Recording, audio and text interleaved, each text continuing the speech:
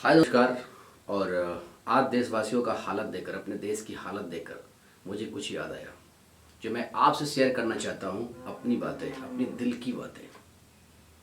माना कि मैं बहुत अमीर नहीं हूँ, मेरे पास बहुत धन नहीं है, ये आप भी जानते, मैं भी जानता हूँ, सब लोग जानते हैं कि हमारे पास उतना धन नहीं है कि मैं गरीबों की अच्छी तरीके से सेवा कर सकूँ, उन लोगों की सेवा कर सकूँ जो लोग कोरोना वायरस की वजह से पीड़ित हैं। मैं उन लोगों की मदद कर सकूं जो कोरोना वायरस से झेल रहे हैं, जो हॉस्पिटलों में पड़े हुए हैं, जिनके पास खाने के लिए व्यवस्था नहीं हो पा रही है। काश भगवान मुझे इतना धन देता, आप जितना धन देता, आप जितना जैसा मुझे पैसे देता, तो शायद मैं लोगों की मदद करने में सबसे आगे होता।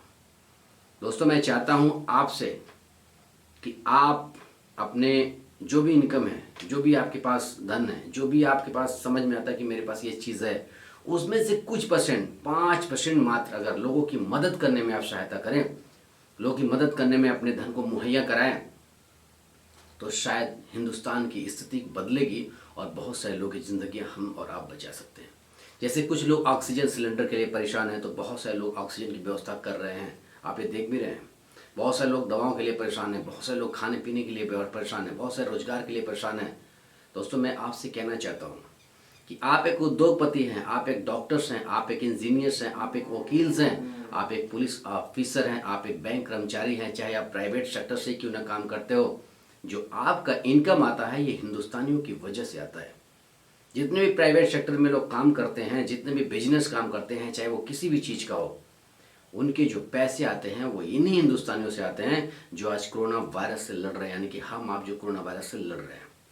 जरा सोचिए, जिनसे हमने धन कमाया, जिन लोगों से हम धन की उम्मीद करते हैं, जिनको हम अपना ग्राहक समझते हैं, आज वही हमारे कस्टमर, हमारे ग्राहक कोरोना वायरस से पीड़ित है। यानी कि हम कहते हैं कि ग्राहक हमारा भगवान समान होता है। जरा सोचिए, अगर हिंदुस्तान की एक हालत हो गई और हमारे जो लोग हैं, जो हमारे हिंदुस्तानी हैं, इस कोरोना वायरस से लड़ नहीं पाएंगे, तो क्या वो कस्टमर आपके यहाँ बन के आ पाएंगे? नहीं आ पाएंगे। क्या वो भगवान दोबारा आपके पास आ पाएगा? नहीं आ पाएगा। तो उसको बचाइए, उसको बचाने में अपने धन की जो भी मुहैया हो सके वो कराइए। मैं ये नहीं कहता किसी सरकारी खाते में डाल दीजिए, कोई मांगे उसको दे दीजिए, मेरा कहने का मतलब ये बिल्कुल नहीं है। मेरा कहने का मतलब सिर्फ एक है, एक संगठन बनाइए, आपस में कुछ लोग मिलिए जुलिए और उसमें एक टीम बनाइए।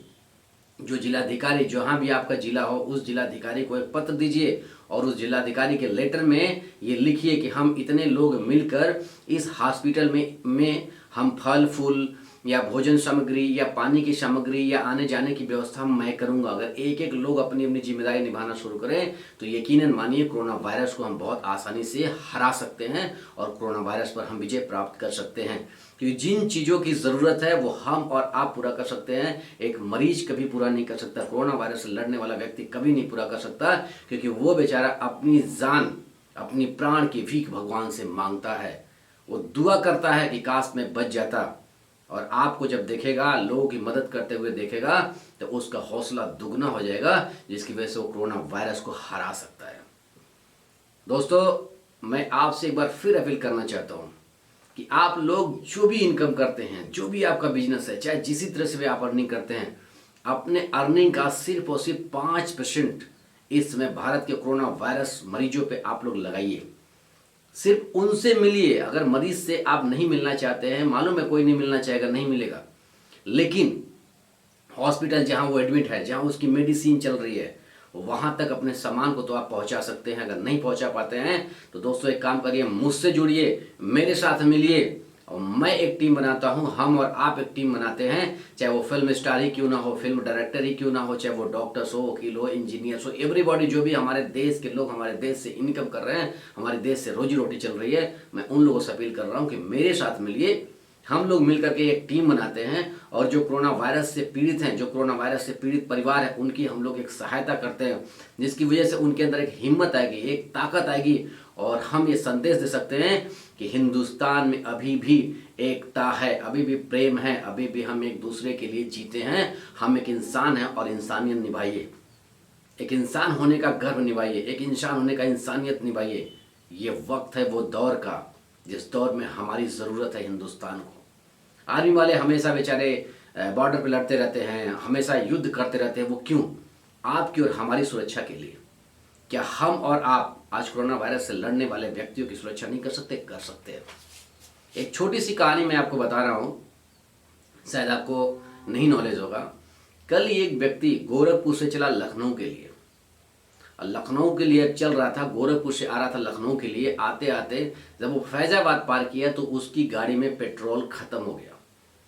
उस व्यक्ति ने काफ़ी देर तक वहाँ पे लेटा रहा, रोड के किनारे एक बागवान में जाके लेटा रहा, सोचता रहा कैसे भराऊंगा कैसे भराऊंगा। तो अचानक में उसने मुझे फ़ोन किया कि भैया ऐसी सी बात है, मेरे पास पेट्रोल नहीं है। उसके पास मेरा नंबर था, वो मेरा जानने वाला था। वो वहाँ के पास के एक व्यक्ति से मिला। वो व्यक्ति ने बोला कि यहाँ से 3 किलोमीटर दूरी पर पेट्रोल पंप है, आप जाइए, आपकी सहायता हो जाएगी। जब वो बेचारा 3 किलोमीटर पैदल चल के गाड़ी लेकर के गया, जबकि गाड़ी पे वो सामान भी रखा था, अपना आटा चावल खाने की जो भी व्यवस्था है वो रखा हुआ था। जब 3 किलोमीटर अंदर गया तो वहाँ पे पेट्रोल पंप मिला, और वहाँ पे मिलने के बाद पेट्रोल पंप वाला उसको भरने से मना कर दिया। इसके पास सिर्फ और सिर्फ 60 रुपये इसकी जेब में बचा था, जो ये सोचता था कि काश अगर कोई नहीं लेता तो मैं लखनऊ तक शायद चाय नाश्ता करते हुए चला आता। लेकिन वहाँ पे भी कुछ ऐसे जालसाज मिले जो उसको बोले कि भैया थोड़ी दूर चलिए, हम आपकी मदद कर देंगे। उसको बहकाने की कोशिश किए। उसने मेरे पास फ़ोन किया, मैंने उसको फिर राय दिया कि आप गोरखपुर से लखनऊ आ रहे हो, बीच में आपका कोई जानने वाला नहीं है, कोई आपका रिश्तेदार नहीं है, कोरोना वायरस चल रहा है, जहाँ लोगों की मदद करना चाहिए। यहाँ पे कुछ ऐसे लोग भी हैं जो लूटपाट करेंगे, क्योंकि उनको पैसों की कमी है, उनके पास रोजगार नहीं है। वो लोग लूटपाट करके अपनी जीवन याचिका और अपना जीवन भरण पोषण करेंगे। इसलिए मैंने समझाने पर वो व्यक्ति माना और उसको 60 रुपया दिया पेट्रोल पंप वाले को। उसने 60 रुपया का उसको तेल भरा।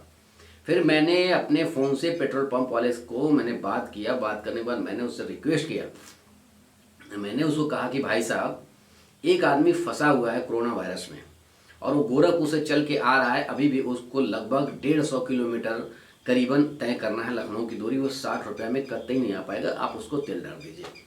वो बोला नहीं भैया, हम तेल नहीं डाल सकते, हमें पेट्रोल पंप मालिक हमको बहुत बोलेगा। हमने कहा वाह, इतना बड़ा जिसका पेट्रोल पंप, जो पेट्रोल पंप चला रहा है, वो 2 लीटर तेल यानी कि 100 रुपये की मदद लोगों को नहीं कर पा रहा है। मैंने कहा पेट्रोल पंप अधिकारी से बात करो, मालिक से बात करो। उसने बोला मैंने सर मालिक से बात किया, मैनेजर से भी बात किया, उसने मना कर दिया। मैंने कहा वाह भाई वाह। मैंने बोला आप अपना अकाउंट नंबर दीजिए, मैं आपको पैसा ट्रांसफ़र करता हूँ। फिर उस व्यक्ति ने मुझे अकाउंट नंबर दिया, अपना मोबाइल नंबर दिया। मैंने उसके मोबाइल पर 149 रुपये का रिचार्ज किया। कितने का? 149, 149 रुपये का रिचार्ज किया। तब उस व्यक्ति ने उस गाड़ी में उसको ऑयल डाला और वो व्यक्ति वहाँ से चलना शुरू किया। वो व्यक्ति वहाँ से चलने के बाद लगभग 20 किलोमीटर की दूरी पर उसकी गाड़ी पंचर हो गई, आगे का टायर पंचर हो गया। अभी भी उसको दूरी लगभग 100 किलोमीटर की दूरी तय करनी थी उसके बताने के अनुसार। वो काफ़ी लोगों से मिला, लेकिन काफ़ी लोगों ने उसको गाड़ी न बनाने के लिए मना कर दिया। काफ़ी गाड़ी बनाने वाले मिले, लेकिन लोगों ने बनाने से मना कर दिया कि भैया हम नहीं बना पाएंगे, मेरी बोनी नहीं हुई है। हमसे बात करता रहा। एक दुकान पे गया, जो बेचारा, उसने कहा कि मैं आपका बना दूंगा, लेकिन मुझे बोहनी चाहिए। फिर मैंने उससे बात किया, उस गाड़ी वाले पंचर वाले से बात किया। मैंने उसको काफ़ी समझाया। समझाने के बाद उसने बोला ठीक है भैया, मैं इसकी गाड़ी बना देता हूँ, लेकिन गाड़ी का जो टायर है वो पूरी तरह से ख़राब हो चुका है और लखनऊ तक ये पहुँच नहीं पाएंगे। मैं तो बड़ा शॉक हो गया कि बंदे को अभी 100 किलोमीटर लगभग दूरी तय करनी है, कैसे आएगा। फिर उस बंदे ने उसको बनाया। बनाने के बाद गाड़ी चलने लगी, और चलने के बाद वो व्यक्ति जब 80 किलोमीटर की दूरी और लखनऊ रह गई थी, उसके बताने के अनुसार, मेरे बताने के अनुसार 50 किलोमीटर मान लीजिए, यानी कि 50 से 80 किलोमीटर का दायरा जब रह गया तो आगे का जो टायर था पूरी तरह से भ्रष्ट हो गया, यानी कि टायर बिल्कुल हवा ही नहीं था। उसके बाद भी वो चलना शुरू किया और मुझसे बातें करता रहा। मैंने उसको हौसला देता गया, और वो टायर फटने लगी, फट गई। लेकिन वो रीन, यानी कि टायर और रीन के भरोसे गाड़ी धीरे धीरे चलाते लाया लगभग 80 किलोमीटर। उसके हिसाब से 80 किलोमीटर, मैं 30 किलोमीटर अगर घटाता हूँ तो मेरे हिसाब से 50 किलोमीटर की दूरी उसने रीन पे, यानी कि फटे हुए टायर पे उसने तय किया। जबकि उसके बावजूद उस गाड़ी पर कुछ सामान था, खाने पीने को उसकी चीज़ें, और वो ऐसे गाड़ी टक टक टक टक टक टक टक टक ऐसे कांप रही थी। मैंने उससे कहा कि मुझे वीडियो भेजो, किसी से बोल के वीडियो बनवाओ, मैं वाकई में देखूं कि वाकई में तुम सच बोल रहे हो या झूठ। उसने किसी व्यक्ति से रिक्वेस्ट किया और गाड़ी चलाते हुए उसने वीडियो बनवाया अंधेरे में।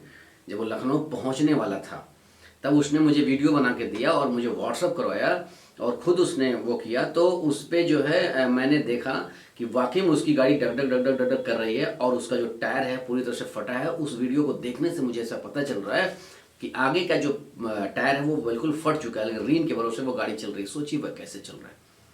लोग इसके बावजूद भी नहीं समझ पा रहे हैं कि मुझे मदद करनी चाहिए।